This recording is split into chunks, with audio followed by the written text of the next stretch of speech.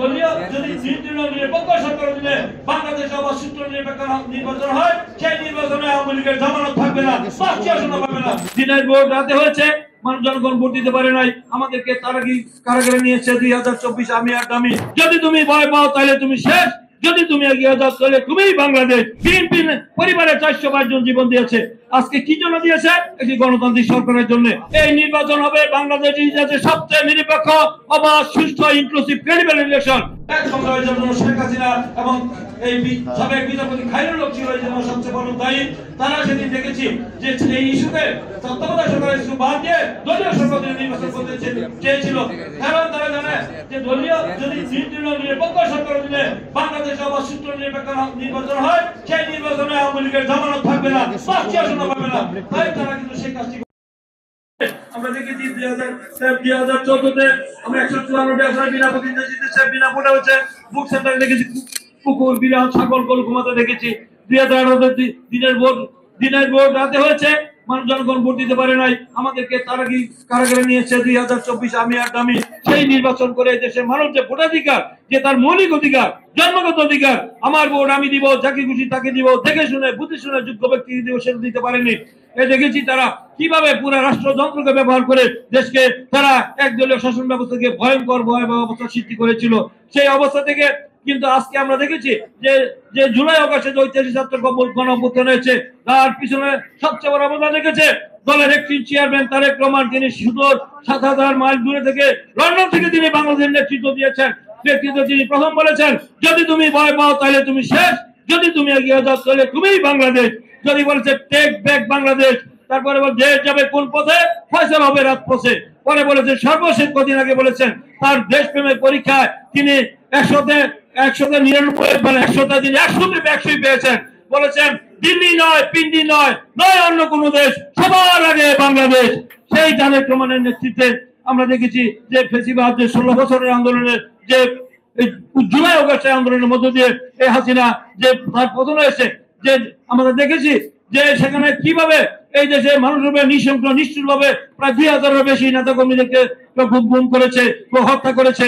আমরা দেখেছি যে কিভাবে সেখানে আমাদের দলের প্রায় 422 জন নেতা কর্মী জীবন দিয়েছে। আমরা দেখেছেন যে কিভাবে আমরা সেখানে আবু সাইদ থেকে শুরু করে প্রায় 2000-এর বেশি নেতা কর্মী জীবন দিয়েছে। বিএনপি পরিবারে 405 জন জীবন দিয়েছে, আজকে কি জন্য দিয়েছে? একটি গণতান্ত্রিক সরকারের জন্য, একটি নির্দলীয় নিরপেক্ষ সরকারের একটি নির্বাচনের জন্য। অন্তর্বর্তীকালীন সরকারের প্রায় 1 বছর পেরিয়ে যাচ্ছে, তারপরে অনেক কাঠখড় পুড়িয়ে এই দেশের মানুষের আন্দোলনের প্রেক্ষিতে এই অন্তর্বর্তীকালীন সরকার ডক্টর মোহাম্মদ ইউনূস সরকার এবং ইন্টারিম গভর্নমেন্ট আগামী দিনে নির্বাচন কমিশন একটি নির্বাচনের তারিখ ঘোষণা করছে। আগামী ফেব্রুয়ারি মাসের প্রথমার্ধে বা আমাদের পবিত্র মাহে রমজানের প্রাক্কালীন নির্বাচন হবে, আগামী মাসে তফসিল ঘোষণা হবে। আমি মনে করি এই নির্বাচন হবে বাংলাদেশের ইতিহাসে সবচেয়ে নিরপেক্ষ, অবাধ, সুষ্ঠু, ইনক্লুসিভ, ক্রেডিবল ইলেকশন। সেই নির্বাচন যেই দেশের জনগণ নির্ভয়ে নির্বিঘ্নে গিয়ে ভোট সেন্টার দেবে, আর দিনের ভোট রাতে হবে না, আর কারো যেন জীবন দিতে না হয়। এই ডাক্তার মিলনের মতো আমাদের অনেক নেতাকর্মী জীবন দিয়েছে। আমরা জানি যে 60 লক্ষ আমাদের আসামি করা হয়েছে, 1.5 লক্ষ মামলা দেওয়া হয়েছে এবং 4000-এর বেশি নেতা কর্মীদেরকে যাকে বলে এক্সট্রা জুডিশিয়াল কিলিং, বিচার বহির্ভূত হত্যা করা হয়েছে। আমরা দেখেছেন প্রায় 1750 ইলিয়াস আলী, চৌধুরী আলম, সুমন সহ 1750 নেতা কর্মীদেরকে গুম করা হয়েছে। আয়নাগরে নিয়ে নৃশংস নিষ্ঠুরভাবে গুম করেছে।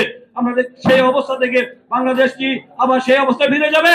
আর যেন বাংলাদেশে কোনো আয়নাগর না হয়, কোনো গুম না হয়, আর কোনো জীবন দিতে না হয়, আর পুলিশের গুলিতে যেন গণতন্ত্রের দাবিতে, এই দেশের মৌলিক অধিকার দাবি, আইনি শাসনের দাবিতে, নির্বাচনের দাবিতে আর কারো যেন জীবন দিতে না হয়। তাই আগামী দিনে আমরা আশা করব যেই সরকারই আসবে, জনগণের কাছে যেই সরকারের জবাবদিহিতা রয়েছে, তার জবাবদিহিতা রয়েছে, দায়বদ্ধতা রয়েছে। যারা এই দেশের জনগণের কাছে, যারা জনগণের পক্ষ থেকে নির্বাচিত প্রতিনিধি দেশ পরিচালনা করবে, জনগণই এই রাষ্ট্রের মালিক, এই ভূখণ্ডের মালিক, এই দেশের মালিক, তাদের ভোটে নির্বাচিত হবে, সংবিধানে দেওয়া রয়েছে, তাদের ভোটে নির্বাচিত আগামী দিনে বাংলাদেশ পরিচালিত হবে। কোন চক্রান্ত ষড়যন্ত্র করে কোন অবৈধ অসাংবিধানিক সরকার, মাফিয়া সরকার, দানবীয় সরকার যেন বাংলাদেশে না আসতে পারে। ব্যতীত ফ্যাসিস্ট স্বৈরাচার শেখ হাসিনা যে পালিয়ে গিয়েছে, তাকে যে তার বিরুদ্ধে ঐতিহাসিক, আমি 1 মিনিট বলে শেষ করবো, ঐতিহাসিক যে রায় হয়েছে, সেই রায়ের প্রতি বাংলাদেশের সকল জনগণের অখণ্ড সমর্থন রয়েছে। তার মানবতা বিরোধী অপরাধ, গণহত্যার জন্য তাকে আজীবন মৃত্যুদণ্ড দিয়েছে, তাকে যাবজ্জীবন দিয়ে মৃত্যুদণ্ড দিয়েছে এবং আজীবন তাকে মৃত্যু না পর্যন্ত তার যাবজ্জীবন দেওয়া হয়েছে। এটা বাংলাদেশের মানুষ গ্রহণ করে নিয়েছে। গতকালকে পত্রিকা দেখলাম যে একজন মানুষের কি পরিমাণ স্বর্ণ লাগতে পারে। আমরা দেখলাম যে তার অগ্রণী ব্যাংকের লকারে 832 ভরি স্বর্ণ পাওয়া গিয়েছে।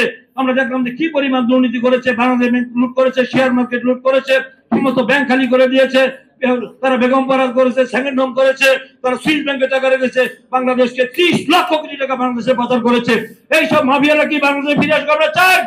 বাংলাদেশে যাওয়ার জন্য সেই মাফিয়া, সেই পতিত ফেসিস্ট স্বৈরাচারের সেই সরকারের পেতাতারা, আওয়ামী লীগের পেতাতারা রাজনীতি ফিরে আসতে না পারে।